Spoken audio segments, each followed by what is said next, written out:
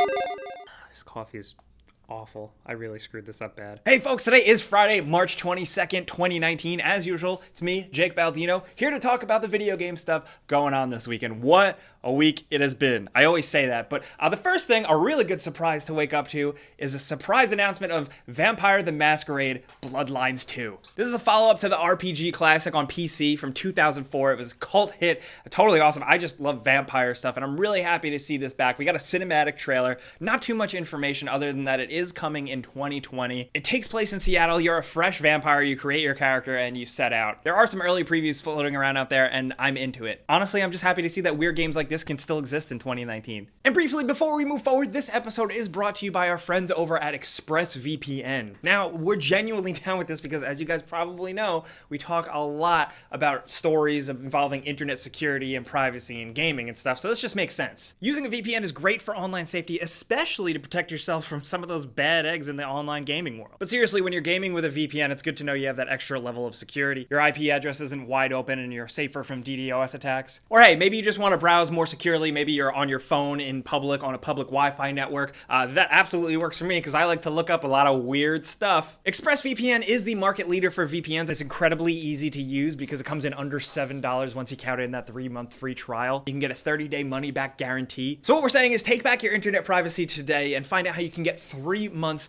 completely free by going to our link in the description below. It's actually expressvpn.com/gameranx. Also, big ups to them for sponsoring this video. Thanks for that, but let's get into the meat and potatoes of this episode. The first thing, a lot of stuff coming from GDC 2019 in San Francisco, Game Developers Conference. The biggest thing has been a lot of cool graphics things that we always get every year. One of the coolest things is the newest version of Cryengine running real-time reflections with ray tracing, and it's incredibly impressive. Now, we have seen examples of ray tracing being demonstrated before, more of it a corporatized advertising setting when the RTX cards first came out. The implementation there was really cool, but what we have here is a fully real-time rendered world with all these reflections running in real time, and everything is super shiny and crazy, but it's incredibly impressive. Look at this. It almost reminds me of back when normal mapping was a big thing with like Oblivion and stuff like that, where everything was kind of shiny and wet. Oh, it's like that again, but now everything is overly reflective. Like that first generation of 360 sports games where everyone was just covered in sweat. Oh my god, I forgot about it. But that's not all. There's actually a lot to look for if you're like a graphics whore. Linked in the description below. There's also a demo. We got to see this running in real time.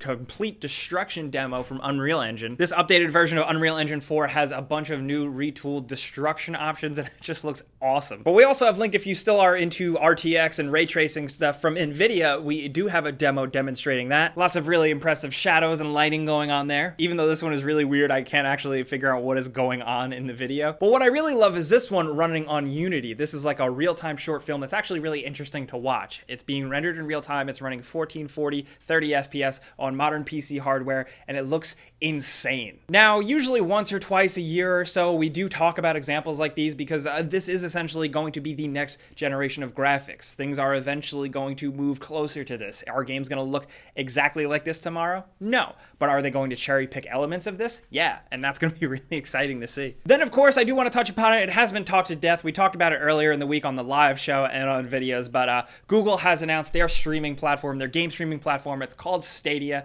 I keep wanting to say Stadia or Stradia. Essentially, what this is Google's attempts at the Netflix of games. We don't have pricing details. We do know it's coming to some territories in 2019, and essentially, it's all in the cloud. You can buy a proprietary Google controller that works and connects directly to the Wi-Fi, and it's totally networked in, but you can also use your own controllers, and essentially it looks like it's going to be subscription based, but we don't know for sure, but just based on the fact that everything is kind of instant. You see something online on your browser, you see a streamer playing a game, you click on it, and then you can instantly start playing that game. That stuff is really interesting. The tech is really interesting. To be fair, people are trying this, other companies are doing this type of thing, but with Google's money and infrastructure and servers, they seem to be pulling it off the most. They are touting that they can do up to 4K, 60 FPS, HDR. They're throwing around a lot of those things, and that sounds insane. You got to have really good internet. Ultimately, I fall on this. You've heard me say this a million times before. Not everybody has the best internet, so it's great where people don't have to buy into expensive hardware, but on the flip side, hopefully you got good internet. I do think this is like a way to get new players of games. I think that this isn't really for a lot of us. We like buying hardware. We like modding our PCs.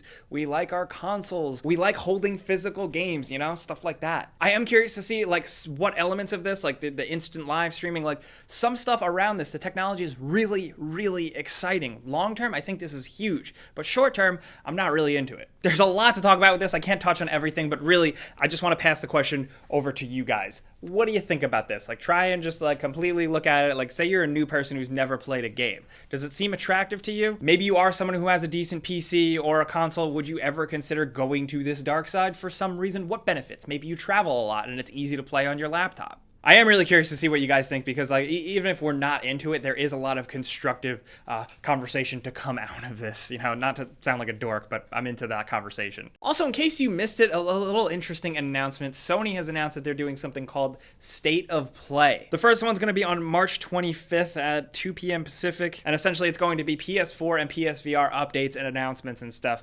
Essentially, it's going to be their version of something kind of like a Nintendo Direct, or more like the thing that Xbox is doing. I don't expect this thing to blow the doors down immediately, but I think it's a good way to keep people who play on that platform updated. I also kind of look at it as competition, because like you could watch the corporate people give you all the news, or you could watch some dumb idiot like me tell you the news 3 days later. Regardless, just keeping you guys informed. But something I really want to keep you guys informed about is this incredible feat. This is from the Happy Hob on Twitch, who you guys probably know, does a lot of really cool Dark Souls streaming, and what he has done, he's beaten all the Soulsborne games back to back without getting hit. I don't know how, like, to put that in context for some of you who don't play those games, like, realize how crazy this is, but this is absolutely, I think, the most amazing story this week. I just watched that movie Free Solo about the guy who climbs a mountain with just his hands.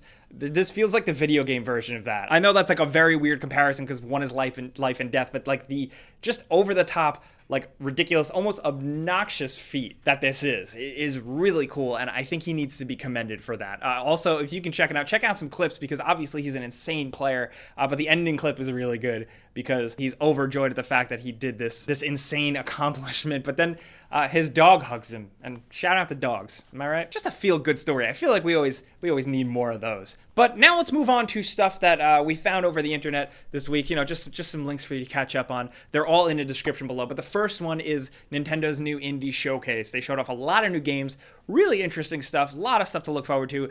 Most notably, Cuphead. Cuphead is going to be on Nintendo Switch pretty soon, and that's insane. That's an Xbox Microsoft exclusive, and now it's on Switch. This is the crazy world we're living in. Also, we did get our hands on with it a little bit, and it plays well. It's cool. It's still really hard. But also, thankfully from GDC, in case you forgot, they are still working on System Shock 3, and we got a quick little teaser trailer showing a lot of familiar elements, but it looks like the game is coming along, and I'm happy to see that. Also, check this out. BGR has this very interesting map that essentially outlines the United States by state, which console is sold the most there, which people play the most. I'm looking at this, I was trying to like get some sort of correlation, some data, something that makes sense. I really don't know what to make of this map. It seems kind of random, but I wanted to show you guys this because like I wanted to know what you guys think. If there's any sort of anything you can assume from this, I'd love to hear what you think. Also linked in the description below, we started like a Spotify work playlist just for fun. This isn't like a sponsored thing or anything, but you can go to Spotify, type in gameranx, it should pop up. Tom made a really cool icon. Look at that. Graphic design is your passion. It is. Great job. Really, it was just the three of us, our idea. Like, if you watched the live show or the Friday show, it's just the three of us throwing songs into a playlist. So if you ever just want to, like, listen to what we're listening to, go have fun. I don't know. But in a cool little surprise announcement, Brawlhalla does have a lot of great characters, but the newest announcement is that they're getting Hellboy in the game, which is really cool.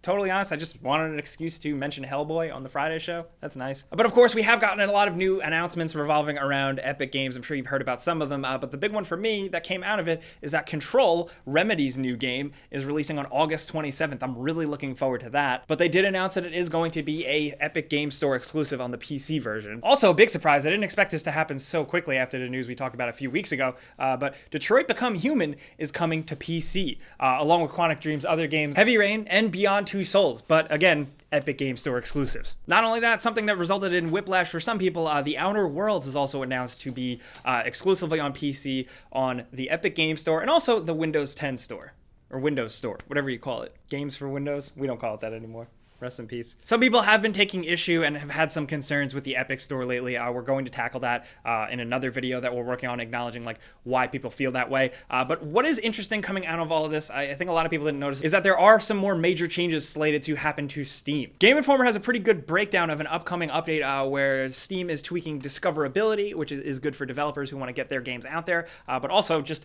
a general facelift, making Steam look a little cleaned up. I don't know, I thought it was looking a little old. These changes are apparently going to hit an open beta in the next couple of months and then expected to roll out more fully after that. I just like a nice change of pace. It's like the thing you stare at every day. So for it to look a little different, but also not a downgrade, it would be good. But of course, on like our YouTube community page feed thing, we did put out a call for the Division 2 glitches. I want to put that here as well. If you are playing the Division 2 and you come across any weird glitches or anything, there's a link in the description below. You can submit anything you capture there for a chance to get it featured in a video where we laugh at it. But more recently, if you're playing Sekiro Shadows Die Twice, we're also taking glitches for that. If you come across anything, there will be another link down there. So submit what you got, show us what you got. But the more important thing is that console giveaway we do every single week. You know how this goes down by now. There's a link in the description below. You click it to sign up, you enter once, then you're entered for good, and then every single week we go in and randomly choose one person to win a free console of their choice. And this week's winner is gonna be this person right here. Congratulations.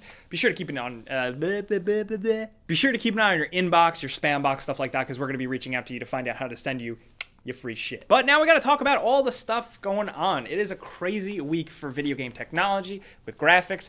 Did you watch the Unity video? Did you watch the Cryengine video we linked? What do you think of those? How much of that do you think will actually carry over to the real world for people with decent spec PCs or an Xbox or a PS4? Or do you think that's something we're going to see more on PlayStation 5 or whatever? And of course, I really want to know that map, that breakdown of where people buy consoles in which state. What do you think of that? What state do you live in? And are you surprised of the top console in that state? Let's talk about any of this stuff down in the comments below. We'll be talking to you guys as much as possible. But of course, if you got anything else for me, be sure to yell at me on Twitter and Instagram at Jake Baldino. But as I always say, thank you guys for coming around here and watching us ramble on about video games every Friday. Of course, we're also live on the channel every Tuesday, 4 p.m. Eastern. We give away free games and just have a fun talk show with you guys. But if you are new, it's also worth saying that, subscribing is a good idea because we put out videos every single day. But as always, thanks for watching. We'll see you guys next time. Pizza's on me. Have a great weekend. Like, really. Like, I mean it. People say that shit online, but like, I mean it, man. Have a good weekend. Try. Why am I yelling at you?